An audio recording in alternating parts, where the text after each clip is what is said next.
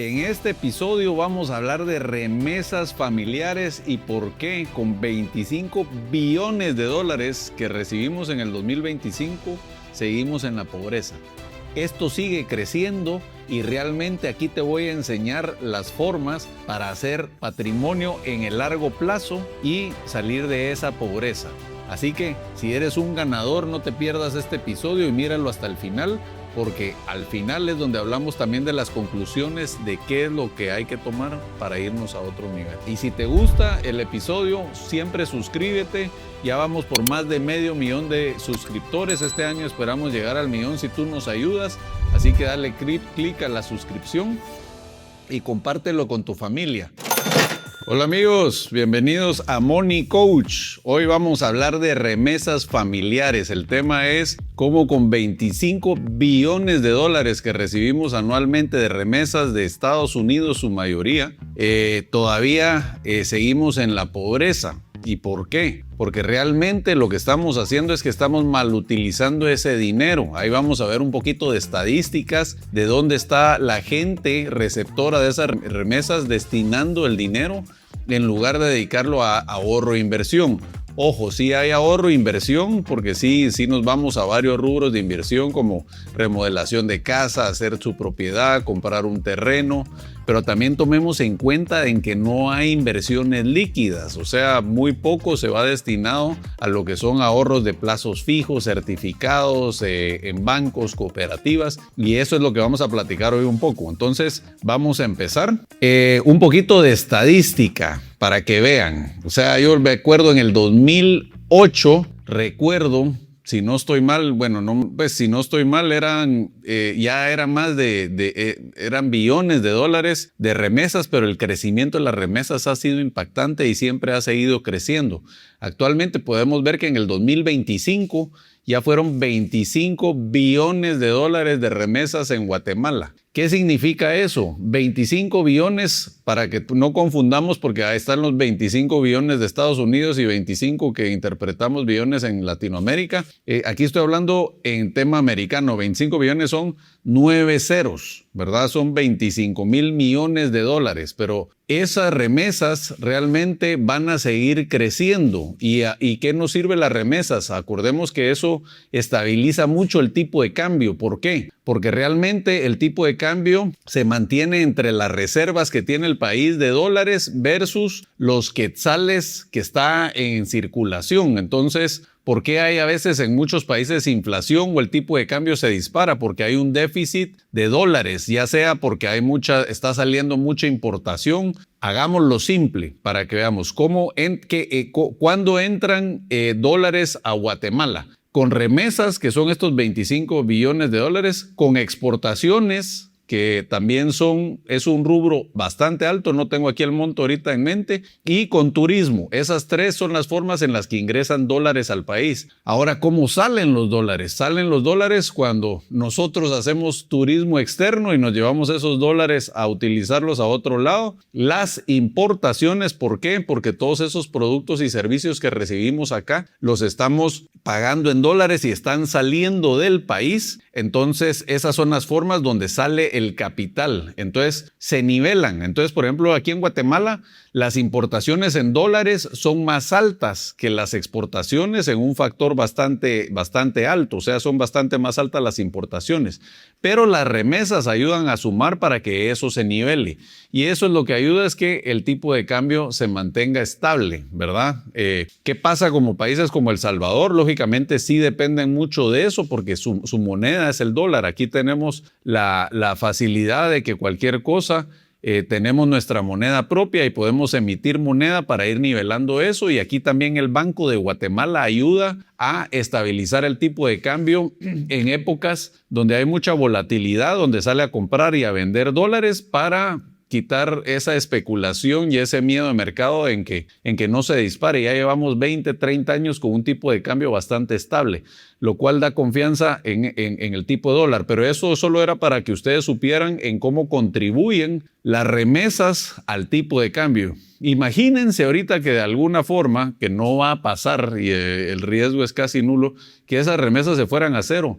El tipo de cambio sí se dispararía y lógicamente eso causaría inflación y otros temas que realmente serían muy delicados, pero lógicamente es algo que no va a pasar. Eso es solo un poquito para entender un poquito la economía. Bueno, ahora, ¿cuánto representa esto del Producto Interno Bruto? ¿Qué es el Producto Interno Bruto? Recordemos, el Producto Interno Bruto es lo que producimos nacionalmente, ¿verdad? Es toda la producción de bienes y servicios, y hay varias formas de medirlo, pero la forma más fácil que les puedo explicar es la venta de todos esos productos y servicios que se hacen en Guatemala anualmente. Y las remesas es una quinta parte de eso, es un 20 a 21% del Producto Interno Bruto. Eso es altísimo. Imagínense lo relevante de la producción total del país, que el 20% sea solo de remesas. Eso es importantísimo, ¿va? 6 millones de personas dependen de las remesas. ¿Cuánto tenemos en Estados Unidos? Si no estoy mal, ya será 1,5 millones, 2 millones, no sé si ya pasamos de eso,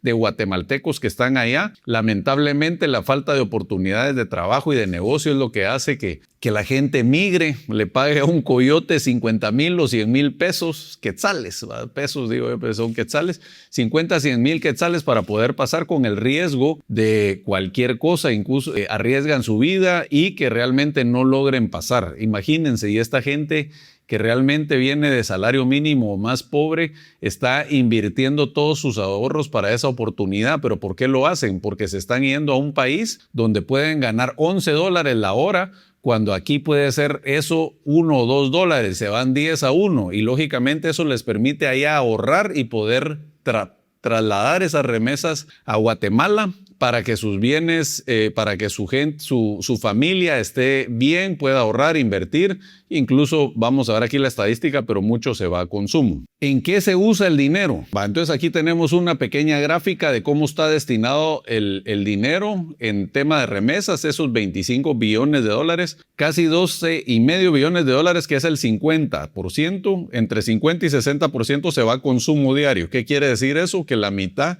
se va a la gente que está pagando su renta o que está comprando comida o está comprando ropa, está yendo a entretenimiento, está comiendo en la calle, está utilizando turismo. Eso es todo el tema de consumo. 8 a 12% se va destinado a educación, lo cual es muy positivo. Luego, vivienda es 8 a 12%. Eso ya en vivienda podemos hablar de inversión, ya sea hacer una casa nueva, hacer un local comercial nuevo o a remodelar la casa o hacer un segundo piso de su casa. Ya es 8 a 12, o sea, un 10%, la décima parte de todas las remesas se va a algo de vivienda. Bueno, de ahí 3 a 5% se va a salud. Tomemos en cuenta que aquí todavía los seguros médicos la penetración es muy baja, que si no estoy mal es menos del 5% o menos del 10%, pero eso lo que hace es de que la gente tenga que tener su fondo de ahorro de emergencia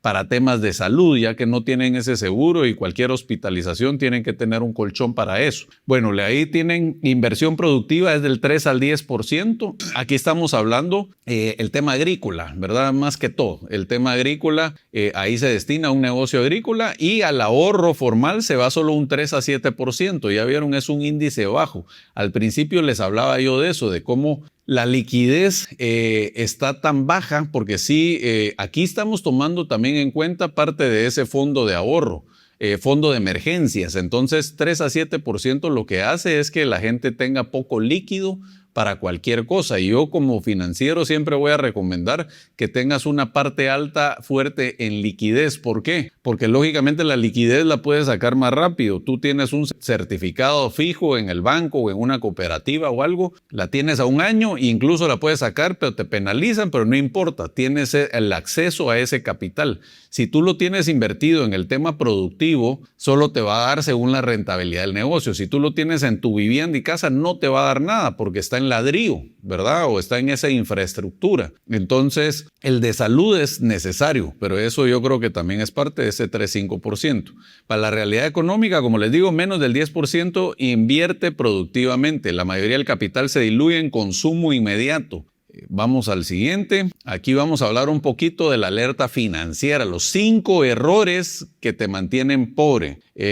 Y se oye fuerte, pero yo lo que quiero también con esto es que sí te impacte, porque si tú tienes y recibes remesas, ya hablando de, no sé, promedio $500 al mes, que son casi 4,000 quetzales, ya es un salario mínimo. Entonces puedes tú tener aquí un salario mínimo en Guatemala, más eso, ya son 2 salarios mínimos, ya te da chance y ya no hay una excusa de poder tener un ahorro del 10%, ¿verdad? Entonces vamos a ver en qué se van, esos son los 5 errores. El primero, gastar todo apenas llega. Entonces, ¿qué pasa? Vienen los $500, pues muchachos, nos vamos de fiesta, vas con los cuates, te pones gamonal y de repente empezás a invitar a los tragos y las cervezas y ves, los $500 se fueron, te los gastaste. Acuérdense que los otros son estadísticas promedio, pero eso no quiere decir que muchos se gasten el 100% en diversión y en mal uso. El segundo, construir casas sin planificación. Ok, yo entiendo y es complicado, porque realmente vengo yo y digo, pues sí voy a invertir porque voy a hacer un segundo piso, pero lo haces no planificado y decís, en lugar de agarrar un buen maestro de obra, lo voy a hacer yo y tú controlas la obra sin experiencia y te queda el segundo piso, pero te voy a decir por qué eso es poco atractivo, porque lo barato sale caro. Por hacerlo tú,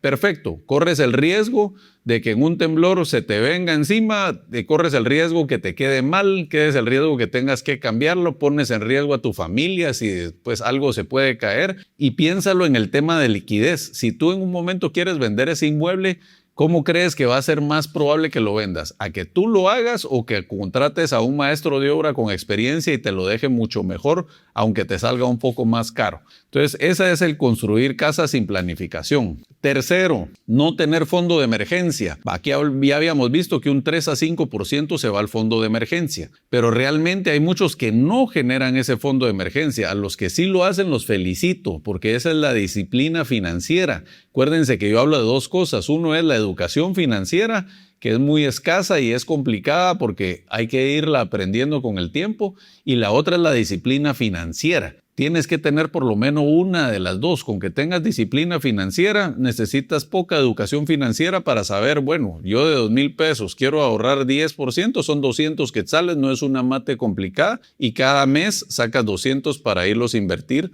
en temas líquidos. Cuarto, invertir ni un quetzal. Eso es un poquito amarrado al primero, que es gastas todo apenas llega. O sea, no invertir ni un quetzal pueden ser varias formas. O te lo consumes todo, o realmente de repente lo tienes ahí en el banco, pero no te está rindiendo nada porque la tienes en una cuenta monetaria o de ahorro que paga 0% intereses. Entonces, sí está siendo responsable, pero el problema es que no te está generando intereses. Y acuérdense que aquí la inflación cada año es más o menos de un 5%. Entonces, si tú tienes 100 pesos, 100 quetzales, y los pones en una cuenta monetaria, en un año sigues teniendo esos 100 quetzales, pero ya perdieron 5% de su valor. Entonces ya no tienes 100 realmente, tienes 95, y el otro año vas a tener 90 y el otro 85. Entonces está perdiendo dinero. Entonces por eso sí hay que saber cómo invertir. Y por último, el quinto error que cometemos es depender siempre de quién envía. ¿Por qué? Veamos un ejemplo. Asumamos que el esposo de María, que es Juan, está en Nueva York y normalmente manda $500 al mes de remesas, y de repente ella pierde su trabajo, o de repente le entra la loquera y ya no manda dinero porque se lo va a consumir él allá. Y nosotros, por estar acostumbrados acá, viene María y dice, bueno, pues al final ya, ¿para qué voy a seguir trabajando tiempo completo y ganar mis 2,000, 3,000 quetzales al mes si realmente ya con esto me alcanza? Entonces, ¿qué pasa? Deja de trabajar, gana 0, no recibe eso, se vuelve 0, y entonces nos empezamos a consumir todo ese ahorro porque no nos están enviando eso, y dejamos ese costo de oportunidad de trabajar en Guatemala en lo que estábamos haciendo. Entonces, no acomodarse y siempre tener un segundo ingreso. Por eso, depender siempre de quien envía es malo. O sea, yo más tomaría, ese es un extra que me va a ir a ahorro o a mi casa o algo. Yo sé que es complicado, pero si nos están enviando $500, lo ideal es que el 50% de eso lo destinemos a inversión. Y ahí vamos a ver unos ejemplos, pero por ejemplo, esos 250 pueden ir 125 a vivienda y 125 van a ir a algún plazo fijo de algún banco o cooperativa. Ahora vamos a hablar la regla del dinero inteligente. Esto es, ya vimos la estadística de la realidad y ahora vamos a ver a lo que queremos ir, ¿verdad? Entonces, lo ideal es que 70% se vaya al gasto del hogar. ¿Qué es eso? Comida, luz, agua, ropa básica. 20% se vaya a inversión y futuro, que son negocio, tierra y educación. Entonces ustedes dicen, ¿educación qué es? Aprendamos, o sea, sí puede que nuestros hijos vayan a una escuela pública, pero esa inversión puede ser comprar un libro, incluso hay inversión gratuita que ni necesitas económicamente, que es como verme aquí en el canal de YouTube y aprender cada vez poco a poco más de finanzas. Esa es la inversión que hay que hacer, invertir en uno mismo. Bueno, de ahí el 10% va a emergencias, salud y imprevistos. Entonces ese es un fondo que ahí no nos confundamos, que porque sea un fondo de emergencias no tiene que estar en una cuenta monetaria, puede estar en un plazo fijo o algo así para que esté generando ese interés que vaya creciendo el dinero. Siempre y cuando el interés esté arriba de la inflación, estamos ganando dinero. Si la inflación es 5 y conseguimos un rendimiento del 7, estamos teniendo un crecimiento real del 2% anual. Veamos un caso práctico, un ejemplo real. Familia recibe $500 al mes. Entonces aquí ya tenemos, por ejemplo, gastos del hogar, $350, inversión $100 y fondo de emergencia $50. ¿Cómo lo estamos repartiendo aquí? Básicamente es con las estadísticas que les mostré por acá. Estamos viendo una estrategia de esos $500 que recibimos mensualmente, 70% gasto del hogar, 20% inversión y futuro y 10% de emergencias. Entonces eso es equivalente ya pasándolo a dólares, 350 gastos, 100 a inversión y $50 al fondo de emergencia. Solo con separar los $100 al mes dejas de gastar y empiezas a construir tu futuro. Ya vieron eso. Y recuerda que he dado otros capítulos donde hablamos del salario mínimo, que es bien difícil poder ahorrar, pero hablamos de incluso ahorrar unos 200, 250 quetzales al mes con ese salario. Esto es un adicional a eso, porque esto vamos a asumir que también estás trabajando acá y sigues produciendo esto, pero aparte te estás recibiendo esa remesa de $500 al mes, ¿verdad? Bueno, ahora vamos a hablar aquí, le vamos a destinar un poco de tiempo a dónde invertir en Guatemala, ¿verdad? Entonces están los bancos, ¿verdad? Entonces, bancos, ya hemos hablado mucho de eso, pero les doy una idea. La tienes en una cuenta monetaria, vas a ganar 0%. La vas a tener en una cuenta de ahorro, tal vez puedes ir de 2 a 3%. Y si tienes un plazo fijo en el banco, puedes ir de 4 a 6%. ¿Cómo se maneja esto? Para que lo entiendan, los bancos grandes, que son los más seguros, más estables y tienen captación de fondos más económicos porque la gente percibe esa seguridad, tienen más agencias, eso permite esa flexibilidad en cualquier lado del interior de la República de poder acudir a una agencia. Aunque mucho sea electrónico, siempre está esa visita a la agencia, entonces ese costo financiero baja. Pero ahí puedes generar desde un 4% en un banco, de un banco grande, a un 6% en un banco que es de un poquito mayor riesgo. No quiere decir que sea riesgoso, pero el que paga 6 es porque está dando, por ejemplo, solo enfocado ya sea en tarjetas de crédito o en consumo, donde son préstamos, si lo ves del lado del banco, de mayor riesgo y por eso necesitan subir esa tasa y aparte tienen la dificultad de captación que no tienen esas 1000 agencias que tienen los grandes, entonces los hace un poquito menos atractivo y por eso su costo del banco, que al final es tu plazo fijo o tu rentabilidad, sube un poco más. Esa puede estar de 4 a 6%. Bueno, ahora vamos y algo muy común, las cooperativas. Las cooperativas de ahorro que están también en todos los departamentos de Guatemala pagan mejor que los bancos. Entonces, y ahí ya te puedes ir desde un 6 a un 9%. Ya 9 tal vez es el rango alto, pero es un rango donde hemos visto en otros videos que puedes ver que a través del tiempo tú puedes ir mejorando ese interés compuesto. ¿Se acuerdan que hemos visto esas curvas que en los primeros años no se ven mucho, pero ya a partir del año 15 al 20 ya se empieza a disparar el interés compuesto de largo plazo? Entonces aquí estamos viendo una diferencia de 2-3 puntos porcentuales de la cooperativa versus bancos, y aquí pareciera, bueno, entonces estoy ganando un 50% más. Y sí estás ganando un 50% más inmediatamente, pero con el tiempo eso se puede volver 5 o 10 a 1, de tu capital, de tu inversión total versus lo que es un banco, ¿verdad? Ojo, lógicamente, si quieres estar más tranquilo, puedes ir a bancos, pero a cooperativas también es algo bastante seguro. Siempre investiga un poquito y puedes estar tranquilo para poder hacer esa inversión segura. Luego nos vamos al siguiente escalón, que son los certificados y bonos del Tesoro y fondos de inversión. Bueno, aquí mejor hablemos de los bonos del Tesoro. Los bonos del Tesoro realmente se refiere a la deuda que tú has oído de la deuda interna y la deuda externa del país. Entonces, la deuda interna, para hablarlo en quetzales, porque la deuda externa siempre va a ser en dólares. Entonces, en la deuda interna es que el gobierno se está financiando de su presupuesto. Tú has visto, si no estoy mal, son este año 170, 180 mil millones de quetzales. Se financia de dos formas. Uno siempre tiene un déficit fiscal de más o menos un 3%. Entonces, ese déficit fiscal es como la pérdida. Entonces, para ese déficit lo tiene que ir financiando con deuda nueva. Y esa deuda nueva, ¿cómo la adquiere? La adquiere a través de bonos del Tesoro, que realmente emite esos bonos y los saca donde los bancos son los que agarran la mayoría, pero también hay cierto destino al público. Más o menos creo que, si no estoy mal, son 10,000 quetzales el mínimo, pero es un poquito más complejo porque esto lo tienes que hacer a través de un banco, que cada banco tiene su casa de bolsa, porque está la bolsa de valores y la bolsa de valores es como la central y la casa de bolsa es la que tiene cada banco que maneja ese tipo de inversión. Pero si tú te pones en los zapatos del banco, ¿por qué crees que los bancos no las ofrecen? Porque ellos prefieren que esos 10,000 pesos los inviertas con ellos a que los inviertas en bonos del Tesoro, porque eso no se está quedando en el banco, eso se está yendo al gobierno, es dinero que el gobierno está captando. Y solo para que tú tengas idea, esa probablemente es de la más segura. ¿Por qué es la más segura? Porque si el gobierno truena, truena toda una economía.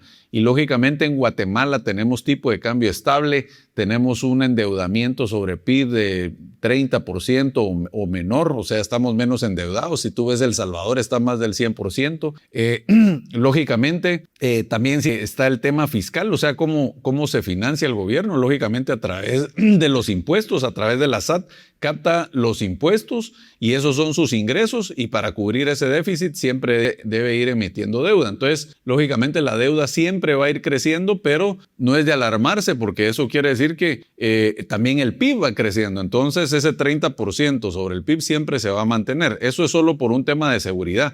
Pero ahí ya puedes conseguir rendimientos de 7 a 10%. Y tú dices, wow, 10%. Esos son bonos normalmente que son a largo plazo. Allá son, dependiendo también la situación económica del país, pero son ya bonos que van a un plazo de 10, 15 años. Esos bonos sí se pueden vender en el mercado secundario. O sea, sí son líquidos. O sea, son líquidos porque los puedes vender inmediatamente en 1 o 2 días. Pero como te digo, es más tedioso, es una transacción más complicada, dependiente de cuánto capital. Yo en una opinión así a ojo de buen cubero diría que alguien que quiera invertir en eso, que sean de 100,000 quetzales para más, porque si no, todo ese tema de transacción va a ser difícil, y también es probable que la casa de bolsa del banco ni te ponga atención o no te quiera atender eso, porque normalmente ellos lo hacen más con clientes más grandes. Pero es una opción y una alternativa que se puede hacer. De ahí tenemos siguiente escalón. Son los bienes raíces. Aquí, ¿qué estamos hablando? Estamos hablando de terrenos, estamos hablando de locales, estamos hablando de construcción. ¿Y cómo se gana ahí? De dos formas. De rentas, en caso es algo que compramos y lo estamos alquilando. Y plusvalía. ¿Qué es plusvalía? La ganancia de valor de la propiedad a través del tiempo. Y normalmente sí hay una experiencia de que el valor va por lo menos creciendo incluso más rápido que la inflación. ¿Qué quiere decir eso? Que si la inflación es 5%, es muy probable que nuestro inmueble esté subiendo anualmente de 5 a un 7%. Es relativo dependiendo zonas y todo, pero te estoy hablando promedios. Entonces, estás protegido contra la inflación en la plusvalía. Entonces, asumamos que la plusvalía y la inflación están creciendo al 5%, eso quiere que se está neteando ese valor, ese poder adquisitivo del dinero, pero estás generando otro 4 a 5% a través de las rentas, ¿verdad? Entonces, ese 4 por 5% de rentas pues, ya es un valor real, ya es un valor real de poder adquisitivo de la moneda. Entonces, bienes raíces, ¿qué desventaja hay? Es ilíquido. Tú ves los otros tres, son líquidos, este es ilíquido. ¿Por qué? Necesitas dinero. Bueno, o puedes ir a sacar un préstamo con garantía de tu casa, pero tampoco va a ser inmediato. Y dos, tienes que vender tu casa y tampoco es inmediato. Eso puede ser un proceso de 6 meses, 1 año e incluso a veces hasta más. Entonces eso es la desventaja del líquido. Por eso siempre es recomendable partirlo. Ya vieron que hablamos acá. Yo no estoy recomendando que no inviertas en tu propiedad, es solo que es cómo distribuyes, porque tal vez mucho se está yendo a tu casa y estás dejando poco líquido. Entonces, ¿cuál es? Tú puedes decir, bueno, pues es que los rendimientos son mejores, sí. Pero ¿qué pasa si tienes una emergencia y no tienes esa liquidez?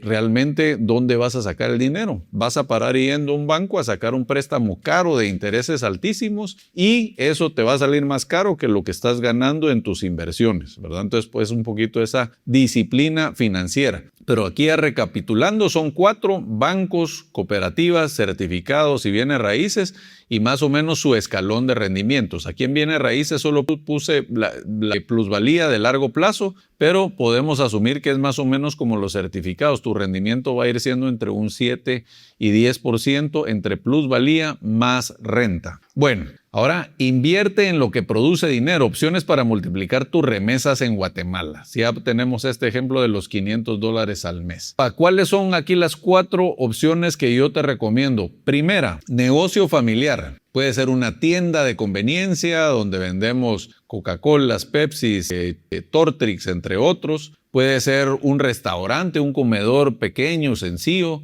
Pueden ser servicios laborales. Entonces, uno es invertir en un negocio. Entonces, es algo atractivo, es algo bueno, pero también recordemos que es algo de riesgo. ¿Por qué? Porque ese negocio, así como te puede dar una rentabilidad mucho más alta de ese 10% que vimos en bienes raíces y que vimos en certificados, bonos del gobierno, también se te puede ir a cero.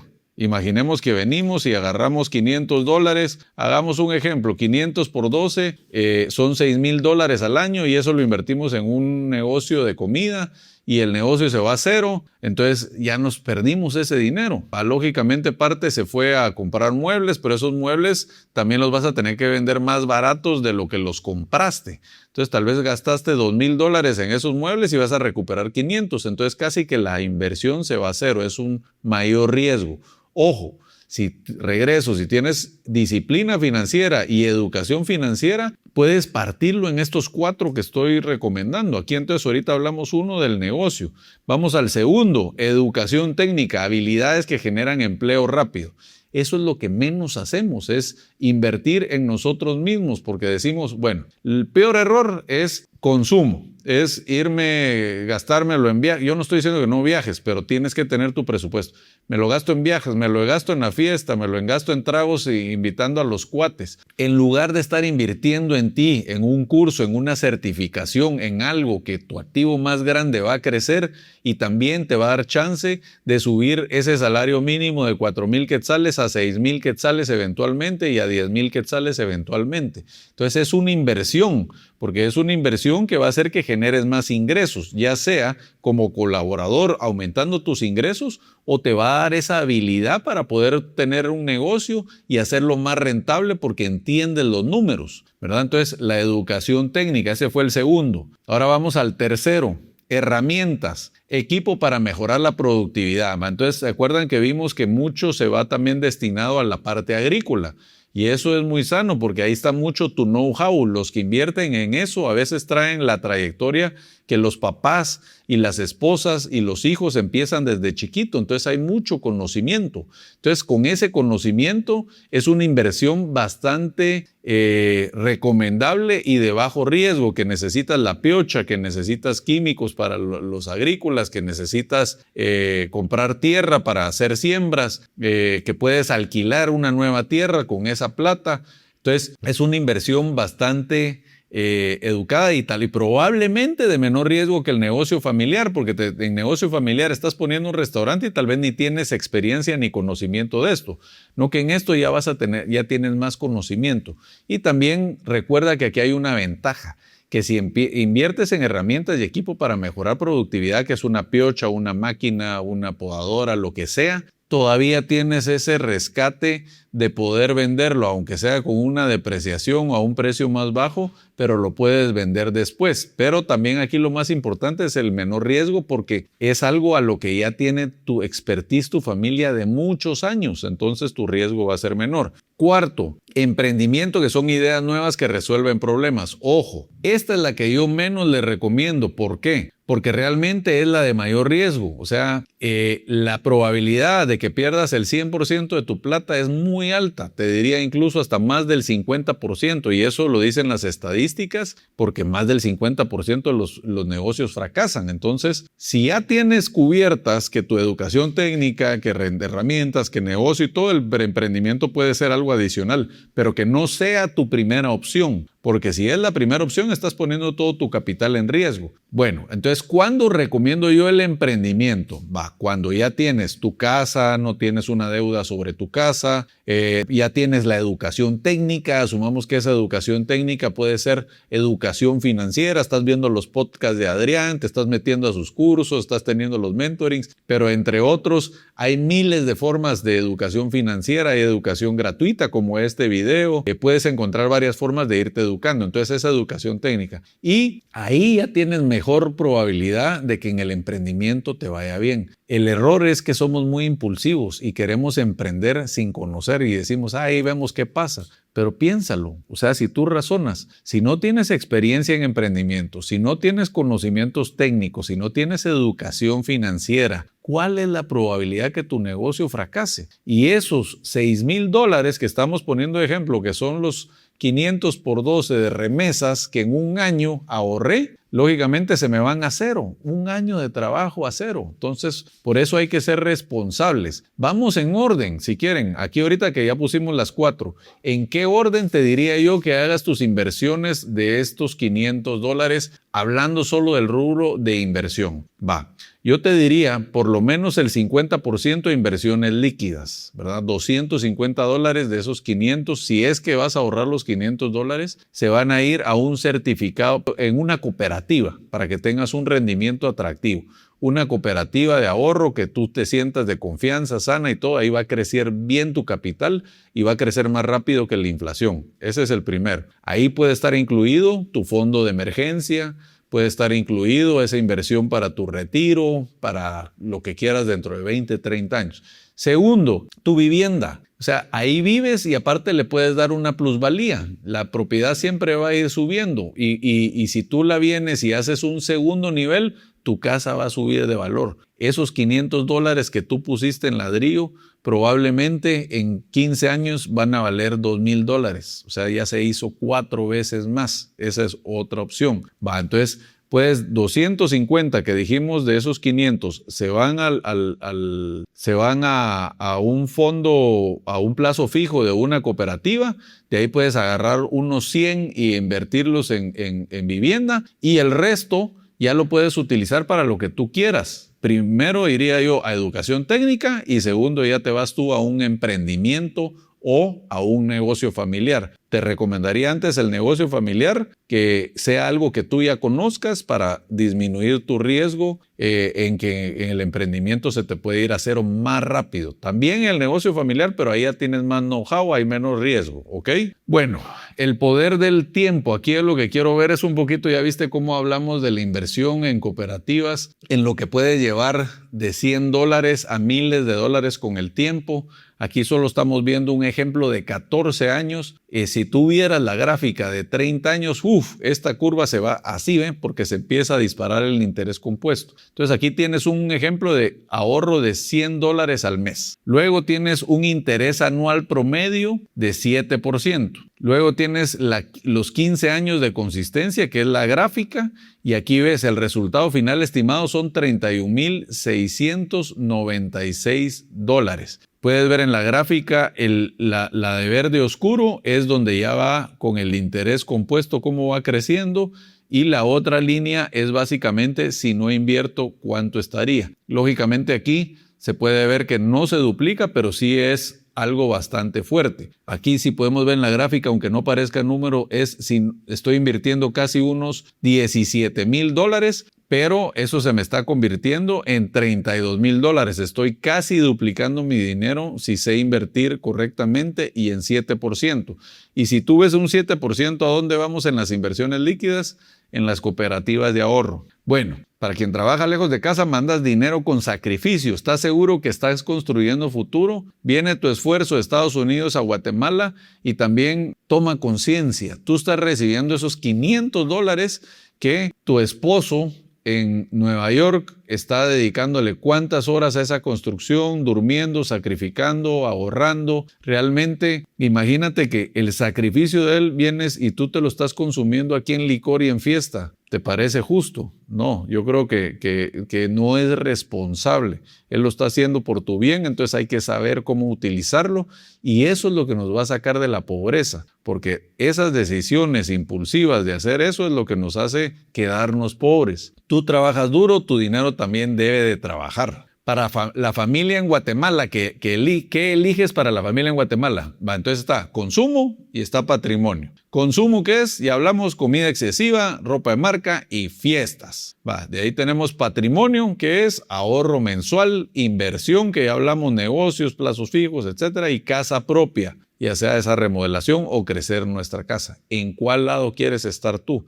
¿En el lado de consumo o en el lado de patrimonio? La riqueza no se hace con lo que ganamos mes a mes, es lo que construimos con el tiempo. Bueno, por último, ya sabes, aquí soy Adrián Lemke, el Money Coach. Si te gustó este episodio, pues por favor te agradezco que lo compartas. Ya vamos por más de 500,000 suscriptores. Nuestra meta es este año llegar a 1,000,000. Queremos que le guste a más gente. Entonces suscríbete, escucha el podcast completo. Realmente yo creo que esta es la educación que es gratuita. Si tú te tomas un sábado, un domingo, 1 hora, 45 minutos para ver esto, ¿a dónde te va a llevar? Y deja el conocimiento técnico, el mindset que vas a tener de decir, bueno, Adrián por algo lo está diciendo y algo nos está enseñando, te va a cambiar esa conciencia. Y para mí, te imaginas ese sentimiento de decir, cambié una vida, cambié una percepción y eso es impactante. Entonces realmente eso es lo que trato de hacer a través de esta educación financiera que te doy en mis plataformas. Entonces compártelo con tu familia y si estás aquí es que viste el episodio completo, entonces ya eres un ganador que sí realmente quiere cambiar y quiere aprender. Entonces empieza hoy con la regla 70-20-10, educación financiera para Guatemala que crezca. Entonces espero que te haya gustado y te espero en el próximo episodio de Money Coach. Y hasta aquí llegó el entreno de hoy. Nos vemos en el siguiente episodio de Money Coach, tu podcast para que encontremos la libertad financiera, hacer dinero y que tengas el mindset del 1%. No olvides compartir este episodio con personas que quieran vivir en abundancia y crear riqueza. Suscríbete hoy a YouTube, Spotify o en tu aplicación favorita de podcast y activa la campanita para que te avise cuando tengamos un episodio nuevo. Sígueme en todas mis redes sociales como @AdriánLemke o visita la página web adrianlemke.com. Hasta el próximo episodio.